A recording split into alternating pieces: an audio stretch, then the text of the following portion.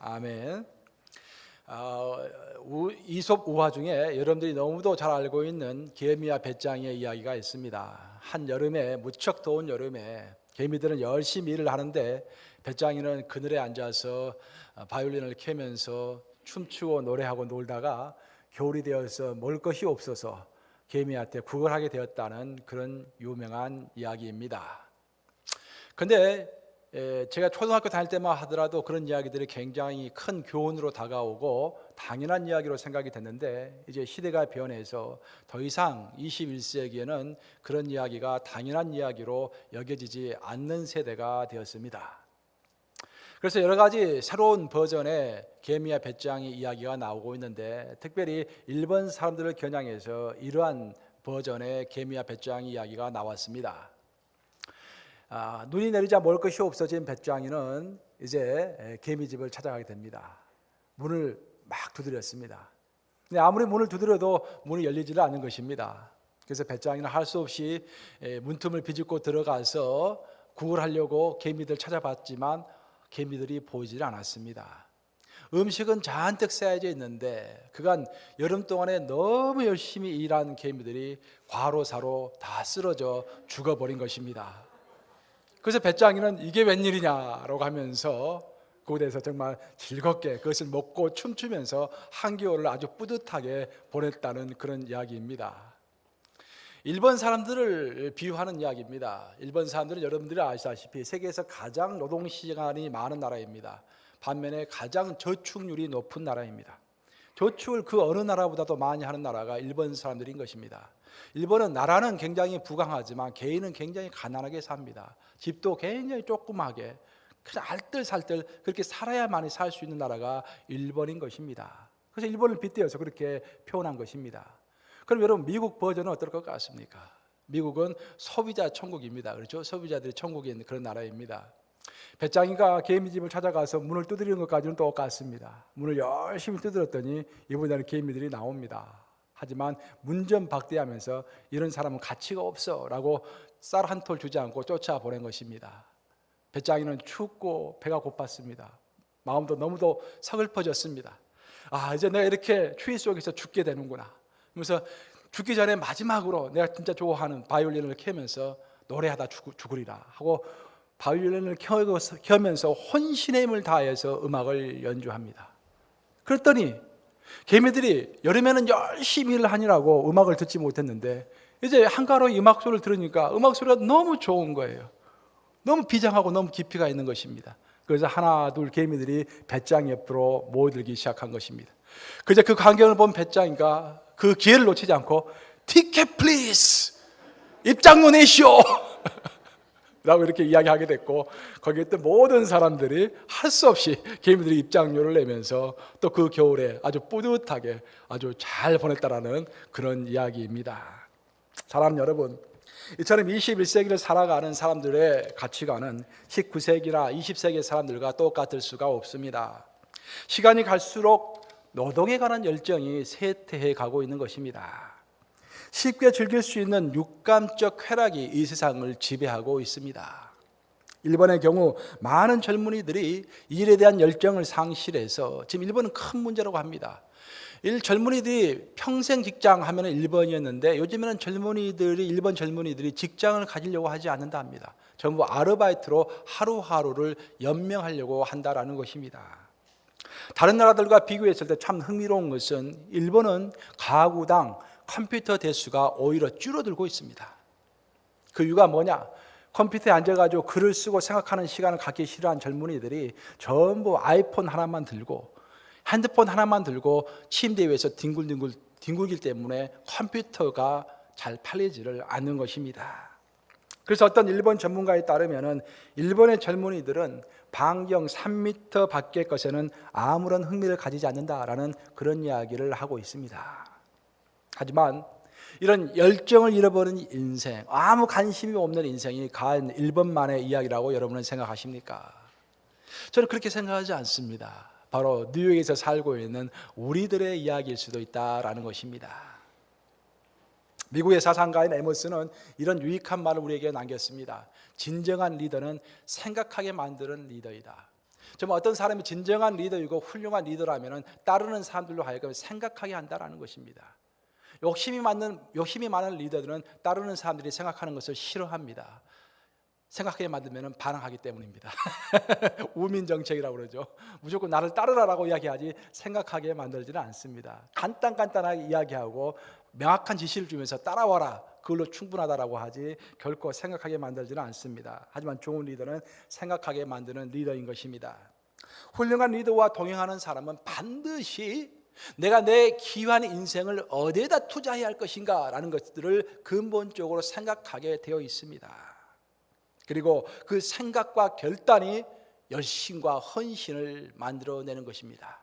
여러분에게 열심이 없습니까? 여러분들에게 헌신이 없습니까? 아마 여러분들이 내 인생을 어디에 투자해야 할까라고 아주 진지하게 고민해 본 그런 적이 없었을 것입니다. 축구도 감독이 없이 그저 공만 보고 뛰어가는 축구를 무슨 축구라고 합니까? 동네 축구라고 합니다. 그것을. 하지만 감독을 두고서 저 생각하면서 뛰는 축구를 뭐라고 합니까? 전략 축구라고 하는 것입니다. 여러분들 조기 축구에 한번 나가서 보세요. 한국 같은 데 가서 보면 아침에 나가서 뛰는 선수들 보세요. 열정으로 치면은 뭐 한국 대표팀, 브라질 대표팀 못지 않습니다. 얼마나 고함을 치면서 열심히 뛰는지 모릅니다. 하지만 대표팀과 다른 것은 생각 없이 공만 보고 뛰기 때문에 동네 축구인 것입니다. 우리의 신앙에도 동네 신앙이 있는 것입니다. 전략 신앙이 있고 동네 신앙이 있습니다. 어떤 분들은 아무 생각 없이 몸은 교회에 있고 입의 고백은 하나님을 믿는다고 하면서 세상에 날아다니는 공, 세상에서 추구가 되는 공만 쫓아가면서 따라가는 그런 신앙생활을 하는 사람이 있다라는 것입니다. 예수님은 우리가 우리의 인생을 어디에 투자해야 할 것인지를 생각하게 하시는 분이십니다. 만일 우리가 예수님과 동행한다고 하면서도 별 생각이 없이 그저 눈앞에 보이는 인생의 공만을 쫓아다니는 사람이라 한다면 우리는 아직도 동네 축구, 동네 신앙을 하고 있는 것입니다. 한 몇 사람에게 물어보세요. 여러분 아직도 동네 신앙을 하고 계십니까? 물어보세요.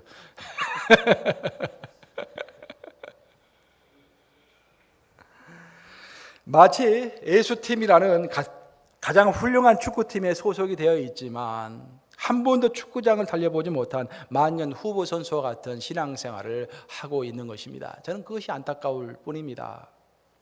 우리의 감독이신 예수님은 우리에게 삶의 동기를 불어넣어 주시는 분이시고 하나님의 나라에 대한 열정을 심어주시고자 하시는 분이십니다. 그것은 너무도 성경에 명확히 나와 있습니다.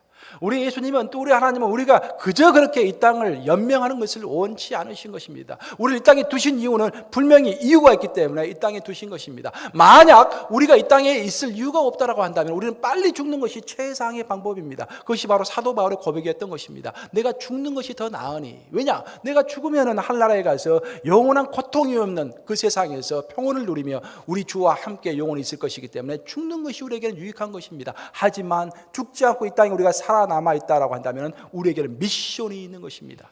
신앙에서 처음은 콜링입니다. 하나님의 자녀로 부르심을 받은 콜링인 것입니다. 부르심인 것입니다. 하지만 신앙은 콜링으로 끝나는 것이 아닙니다. 콜링 받은 사람은 반드시 미션을 받아야 하는 것입니다.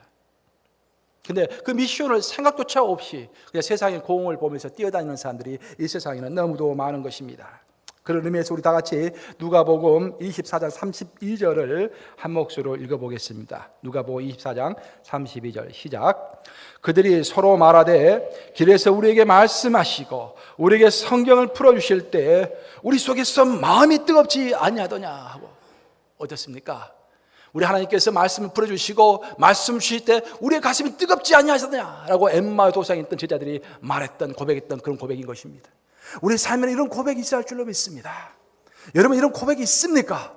내 마음이 뜨겁지 아니하더냐. 하나님의 말씀을 인하여서 내가 참을 수 없는 그 뜨거움이 내 마음속 깊은 곳에서 솟아오르고 있습니까? 예수님을 인생의 감독으로 모시고 살아가는 사람은 마음이 뜨거워지는 열정을 체험하게 되어 있습니다. 그것이 하나님의 의도이기 때문인 것입니다. 그것이 땅끝까지 가서 복음을 전하는 선교의 열정이 되었든지 순결한 삶에 대한 열정이 되었든지 아니면 봉사에 대한 열정이 되었든지 그 어떤 형태로든지 하나님을 내가 제대로 한번 따라보고 싶다라는 열정을 하나님은 우리 마음속에 심어주시는 것입니다.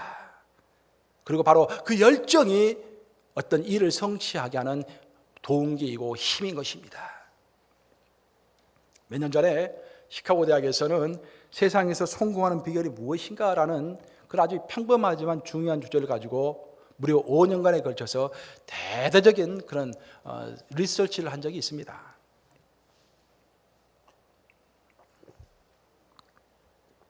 무려 5년에 걸쳐서 유명한 예술가, 운동가, 그리고 학자들, 또한 사학가들을 집중적으로 연구해 보았던 것입니다.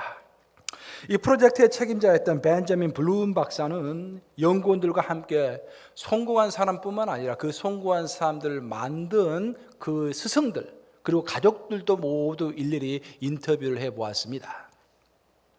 그리고 5년 후에 프로젝트의 결론을 맺었는데 그 결론은 다음과 같은 것이었습니다. 그들은 자신들이 가진 놀라운 재능에 의해서뿐만 아니라 그들이 가진 추진력, 그들의 깊은 결단력, 그리고 소망에 의해서 성공하였다. 쉽게 말하면은 일을 위한 재능이나 능력보다는 일에 대한 열정과 소망이 성공을 이끌어냈다라는 것입니다. 신앙생활도 마찬가지입니다. 엠마오 도상의 제자들처럼 예수님으로 인해서 뜨거운 가슴을 가진 자만이 이를 성취하는 것입니다. 그래서 우리의 관건은 뭐냐면 그 뜨거운 가슴을 어떻게 해서 유지할 것인가, 항상 뜨거울 것인가, 그것이 관건인 것입니다. 바로 그래서 우리는 새벽 기도를 하는 것이고, 바로 그래서 우리는 몸이 피곤하지만 일주일에 한 번씩 소그룹으로 모이는 것이고, 수요예배 모이는 것이고, 주일날에서 예배를 함께 드리는 것입니다. 혼자 떨어져 있으면 열정이 식어지기 때문인 것입니다. 그래서 우리 한번 따라서 해보시겠습니다. 재능이나 능력보다 더 중요한 것은 열정이다. 믿습니까, 여러분? 아멘. 하지만 여기서 우리가 한 가지 기억해야 할 것은 우리의 열정은 바람 앞에 있는 불씨와 같다라는 것입니다. 이걸 잘 기억하셔야 돼요. 우리의 열정은 바람 앞에 있는 불씨와 같습니다. 불씨는 큰 바람 앞에서 자연스럽게 꺼지게 되어 있습니다. 우리의 열정도 큰 시련의 바람이 불어올 때 꺼질 수밖에 없는 것입니다. 그것은 모세도 경험했고 엘리야도 경험했고 잘 아시다시피 베드로도 경험했습니다. 한때 불같은 열정이 엘리야의 열정, 베드로의 열정, 대단한 열정 아닙니까? 그 불같은 열정이 큰 시련을 만났을 때는 그냥 그 바람 앞에서, 시련의 바람 앞에서 다 꺼져 없어져 버렸던 것입니다. 그래서 우리는 우리의 열정이 식어지고 넘어질 때 그것을 이상하게 여길 필요가 없습니다. 아, 나에게도 올 곳이 왔구나 라고 담담하게 생각하고 다시 일어서면 되는 것입니다. 꺼졌다라는 것 자체, 내 열정이 없어졌다라는 것 자체를 그러니까 너무 심각하게 생각할 필요가 없다라는 것입니다. 다만 우리가 기억해야 할 것은 사람들은 우리가 넘어진 숫자를 세지만 우리 하나님은 우리가 다시 일어난 숫자를 카운트하신다라는 것입니다. 그것이 키포인트인 것입니다. 사람들은 저 사람이 넘어졌다, 또 넘어졌다, 한 번 넘어졌다, 이번 세 번째다, 네 번째다, 자꾸 넘어진 것을 지적하지만 우리 하나님은 결코 넘어진 것을 강 목사 한 번 넘어졌지, 두 번 넘어졌지, 세 번 넘어졌지 절대 넘어진 횟수를 카운트하지 않으십니다. 우리 하나님은 강 목사 또 일어섰구나, 또 일어섰구나, 세 번째 일어섰구나, 다섯 번째 일어섰구나, 일어선 횟수를 카운트하시는 분이 우리 하나님인 것을 믿으시기 바랍니다. 성경은 말합니다. 대저 의인은 7번 넘어질지라도 다시 일어서려니와. 대저 의인은 몇 번? 7번 넘어질지라도. 7자는 성경에서 완벽 숫자.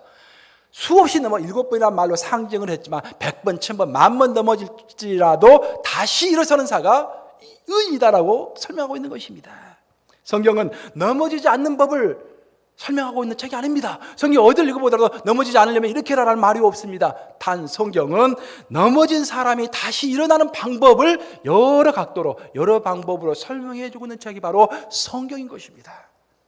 성경은 우리가 넘어지는 것이 이상하게 생각하지 않습니다. 그것을 당연하게 생각합니다. 너희가 환난을 당할 때 그것을 이상한 일 당한 것처럼 생각하지 말라. 야고보서 말씀입니다. 성경은 넘어지는 것이 이상하게 생각하고 그것을 비난하는 책이 아니라 우리가 다시 어떻게 일어설 것인가를 자꾸 격려하고 설명해 주고 있는 책인 것입니다. 그래서 우리가 지금 열정이 식어졌다고 할지라도 낙심할 것이 아니라 우리가 어떻게 하면 다시 열정을 회복해서 일어설 것인가 라는 것을 고민해야 할 줄로 믿습니다. 오늘 본문 3절에서 바룩은 이렇게 탄식하고 있습니다. 본문 3절 보면 정말 놀라운 탄식이 나옵니다. 바룩이 자기 인생을 탄식하고 있는 것입니다. 3절, 화로다.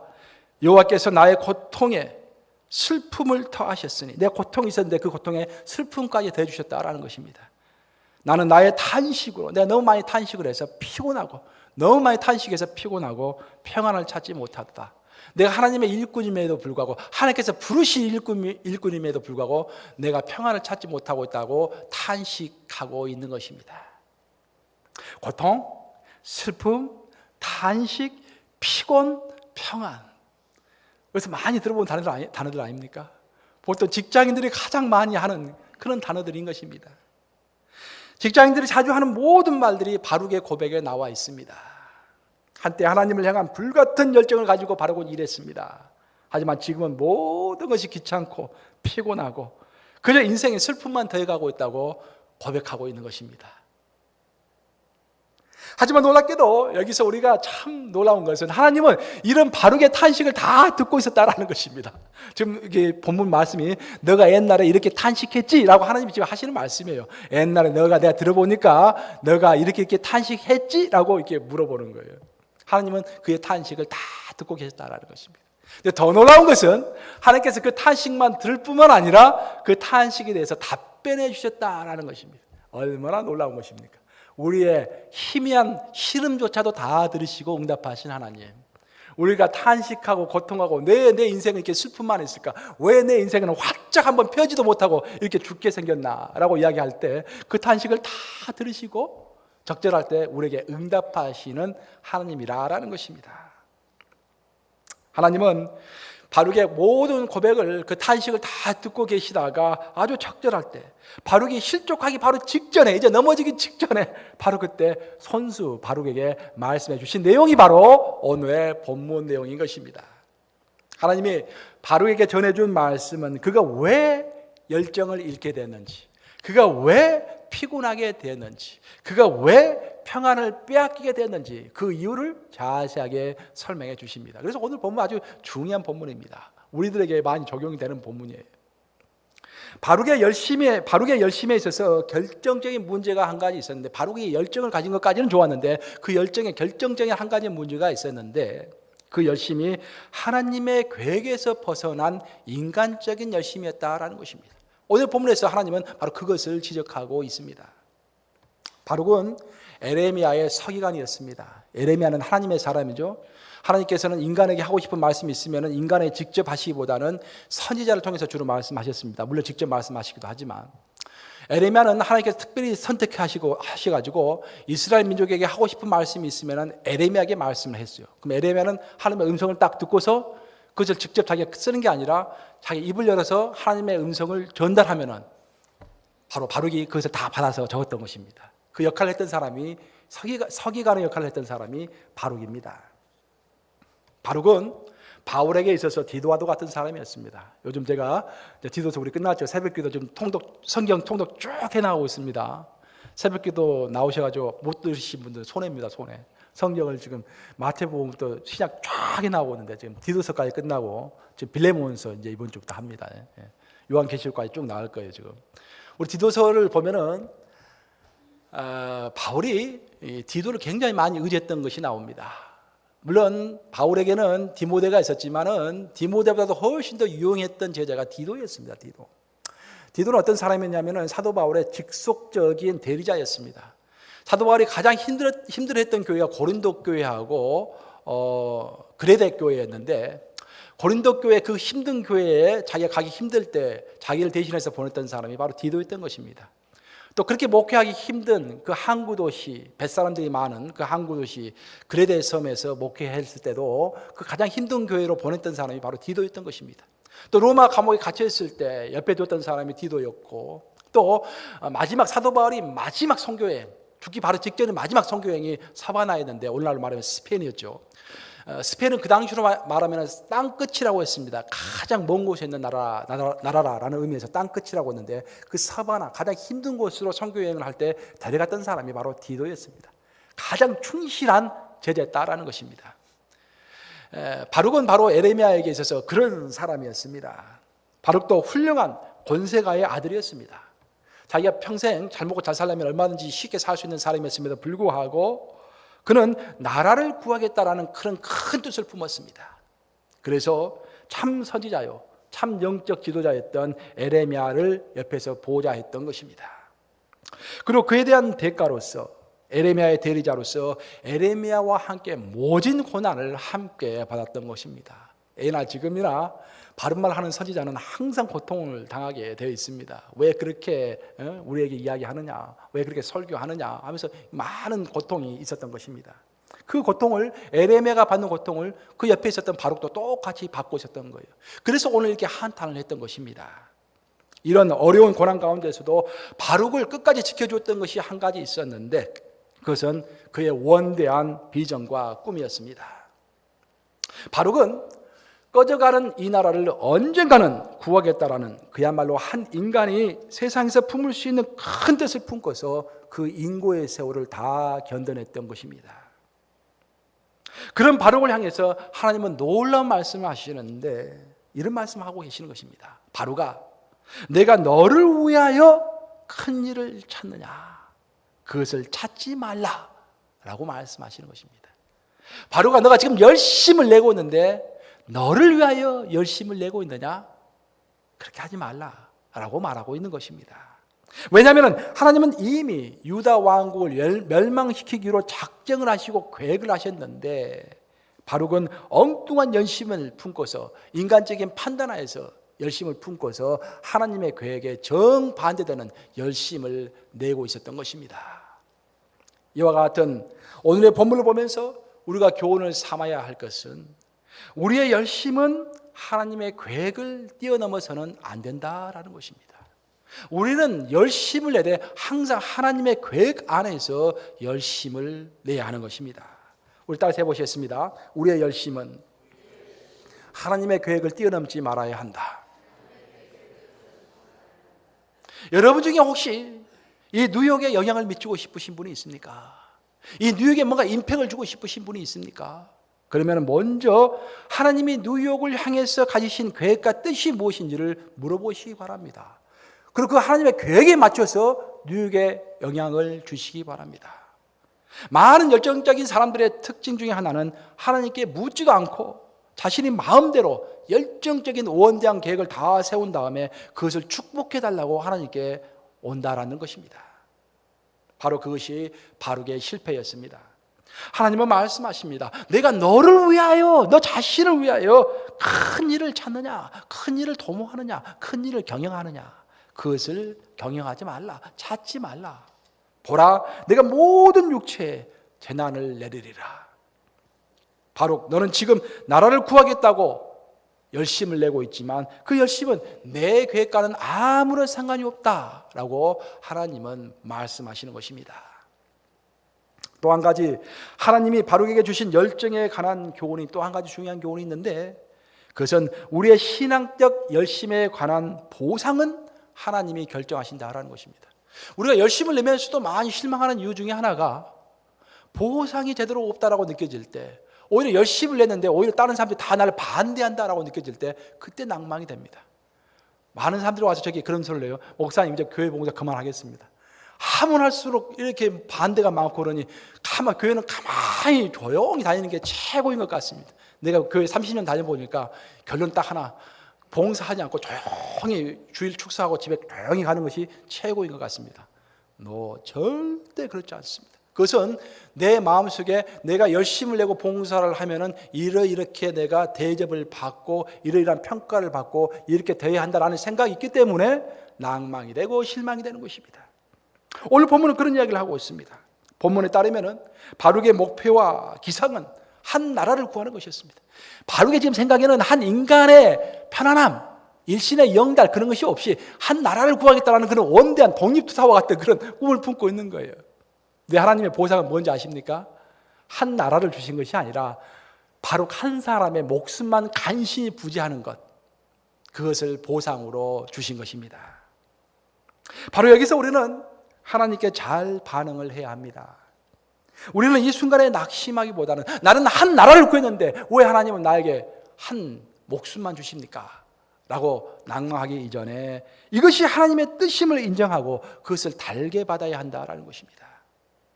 내가 열심히 봉사했음에도 불구하고 만약 많은 사람들이 나를 비판하고 있다고 한다면 이것도 하나님의 보상이구나 라고 생각하고 그것도 달게 받아야 한다는 것입니다.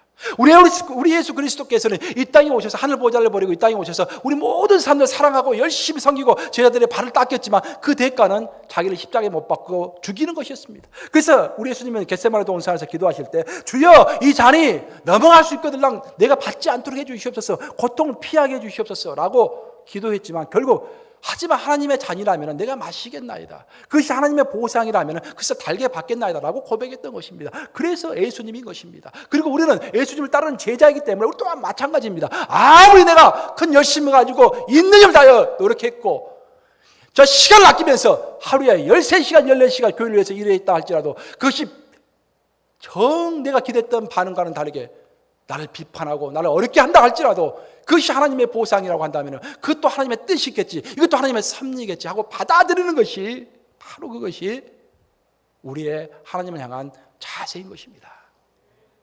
하나님은 그분이 원하시는 것을 주시는 절대 주권의 하나님이십니다. 그래서 하나님은 하나님 자신을 오늘 본문에서 이렇게 표현하고 있습니다. 우리 다 같이 본문 4절을 한 목소리로 읽겠습니다. 시작. 너는 그에게 이르라 여호와께서 이와 같이 말씀하시기를 보라 나는 내가 세운 것을 헐기도 하며 내가 심은 것을 뽑기도 하나니 온 땅에 그리하겠거늘. 우리 하나님은 한 나라를 세우기도 하시고 한 교회를 세우십니다. 또 한 계를 크게 세우시기도 하십니다. 그렇지만 하나님께서는 또 하나님 마음대로 하나님께서 세우셨던 나라를 다 흐트리시고 또 한 크게 세웠던 교회를 하나님의 때에 또 다 흐트리시고 크게 세웠던 한 인물을 또 하나님의 때에 다 내려가게 하시는 것입니다. 하나님의 절대 주권인 것입니다. 또 하나님은 어떤 일을 시작하셔서 뿌리를 내리고 나무를 큰 나무로 만들기도 하시지만 또 하나님이 원하시면 그 큰 나무, 어렵게 탄생한 그 큰 나무를 통째로 뿌리째 뽑아버리시기도 하시는 그런 절대 주권의 하나님이시라는 것입니다. 그래서 우리가 인생을 살면서 하나님께 열심을 내고 교회를 향해서 열심을 냈다면 그 보상이 어떠함에도 불구하고 그 열심을 낼 수 있는 기회만이라도 주신 것을 감사해야 한다는 것입니다. 그래서 우리의 감사의 초점이 열매에 있는 것이 아니라 내가 열심을 낼 수 있는 기회를 주셨구나 하나님께서, 그것만으로 감사해야 한다는 것입니다. 그 열심히 열매를 맺는 것은 하나님 손에 달려 있습니다. 열심을 내는 것과 열매를 맺는 것과는 상당히 갭이 많습니다. 그 갭을 맺고 주시는 분은 하나님이신 것입니다. 그래서 그 열매를 보고서 우리가 감사하려고 하면은 우리는 교만해지기 쉽고 낭망하기 쉽습니다. 우리는 열매를 보고 감사하는 사람이 아니라 기회를 주신 것만으로도 감사해야 하는 사람인 것입니다. 우리 따라서 해보셨습니다. 열심을 낼 수 있는 기회를 주신 것만으로도 감사합시다. 입으로 고백하셨어요, 여러분들. 교회에서 봉사하면서 어떤 시험이 온다 할지라도 낙심하면 안 됩니다, 여러분들. 이제 나에게 열심히 봉사할 수 있는 기회 자체만 주신 것을 영광으로 알아야 돼요.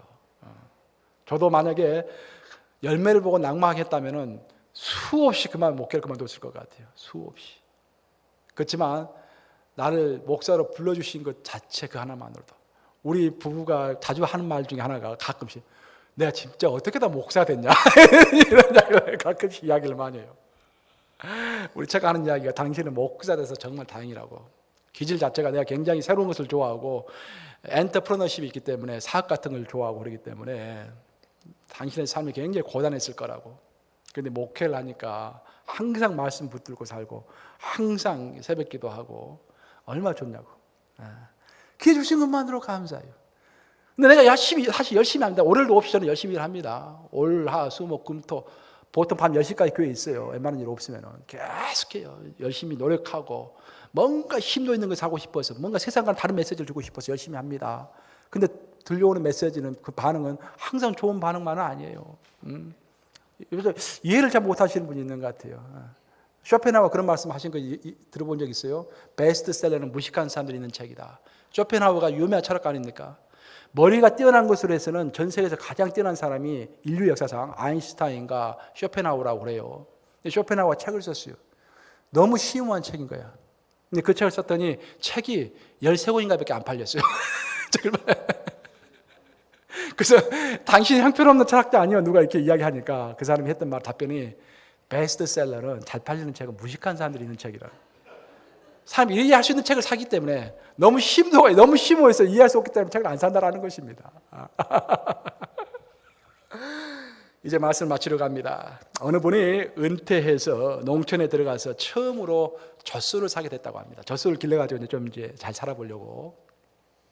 근데 소를 산 지 얼마 안 되어서 솥에 젖이 마르고 말았습니다. 이게 젖을 짜가지고 젖을 팔아야 하는데 젖이 안 나오는 거예요.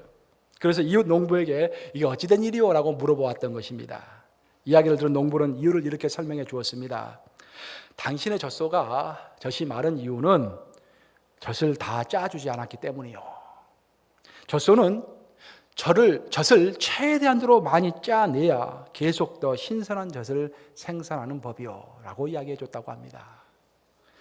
젖소를 처음 기르게 된 사람은 자기가 필요한 만큼만 젖을 짰습니다. 한 병이 필요하면 한 병만 짜고 또 그날 우유가 먹고 싶지 않으면 그냥 우유를 안 짠 거예요. 이처럼 짤 수 있는데 짜지 않은 것이 젖을 마르게 한 원인이 되었던 것입니다. 여러분, 여러분의 젖은 다 짜야 합니다. 충성할 수 있을 때 열심히 충성하시기 바랍니다. 쓸 수 있을 때 열정과 열심을 다해서 다 사용하시기 바랍니다. 우리의 것을 열심히 사용하지 않고 그대로 두면 젖이 마르게 되는 것입니다.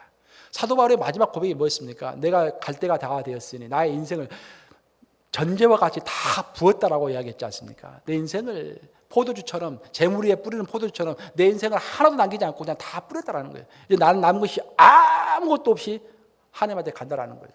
무엇을 아낄 것입니까, 여러분? 무엇을 아꼈다가 두고 가실 것입니까? 그게 무슨 소용이 있습니까, 여러분들? 이 땅에 남겨둬가지고. 건강 육신 주실 때, 건전한 마음 주실 때, 열정 주실 때 있는 힘을 다해서 하나님께 봉사하시기 바랍니다. 하나님 뜻을 따르시기 바랍니다. 그것이 바로 하늘에 여러분의 상급을 쌓는 것입니다. 그것이 바로 종과 해악이 없는 곳에 여러분의 재물을 쌓는 것입니다.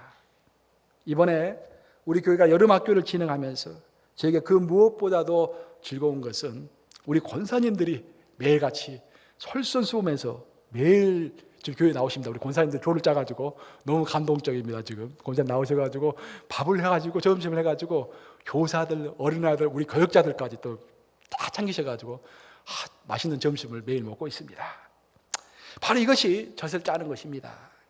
우리 그리스도인들은 그리스도의 군사라고 했습니다. 군사. 그 의미를 잘 생각하셔야 돼요. 왜 그리스도의 형제라고 하지 않고 그리스도의 군사라고 했을까? 군사는 전쟁이 없을 때도 평상시에 훈련을 하는 사람이 병사입니다. 훈련 받지 않는 군사는 군사가 아니에요. 그렇죠? 꼭 전쟁이 다가왔을 때 그때 싸우려고 하면 평상시에 훈련되어 있지 않으면 절대 훈련할 수 없습니다. 싸울 수 없습니다. 이렇게 훈련을 잘 해둬야 실제로 전쟁이 일어날 때 잘 싸울 수가 있는 것입니다. 우리 그리스도인들은 매사에 열심을 가지고 젖을 짜는 심정으로 열심히 기도하고 열심히 훈련하고 열심히 봉사해야 할 줄로 믿습니다. 이렇게 평상시에 해둬야 하나님이 필요하실 때 사용하실 수가 있는 것입니다. 사랑하는 여러분 지금 열심을 가지고 신앙생활을 하고 있습니까? 내가 한번 묻고 싶습니다. 저 열정과 열심을 가지고 신앙생활을 하고 있습니까? 열심을 잃어버렸다고요? 어떻게 열심을 회복해야 할지 모르겠다고요? 간단합니다. 집안에서 전전긍긍하지 마시고 교회로 나오시기 바랍니다. 교회에 나와서 열심히 부봉사하시고 청소하시고 부르치전도학교, 대륙별 선교, 울림 아카데미, 수요예배, 새벽기도 너무도 많은 그 프로그램에 동참하시기 바랍니다. 힘들다고 뒤로 물러서면은 여러분의 젖은 점점 메말라가는 것입니다. 나중에는 짜려고 해도 진짜 필요해서 짜려고 해도 젖이 나오지를 않는 것입니다. 기력을 다 쇠해버린 것입니다. 이렇게 훈련을 받은 다음에 교회에만 계속 머물러 계시지 마시고 여러분의 관심 영역을 더 넓혀서 뉴욕 전체를 위해서 기도하는 사람, 뉴욕 전체를 개혁하고자 하는 사람, 뉴욕 전체를 향해서 봉사하는 사람, 그런 사람이 되시길 바랍니다. 그 더 넓혀서 이제는 전 미국과 전 세계를 위해서 기도하고 하나님께 통성으로 울부짖고 그들 위해서 봉사하는 그런 열정의 그리스도의 군사들이 다 되시기를 우리 주님의 이름으로 축복합니다.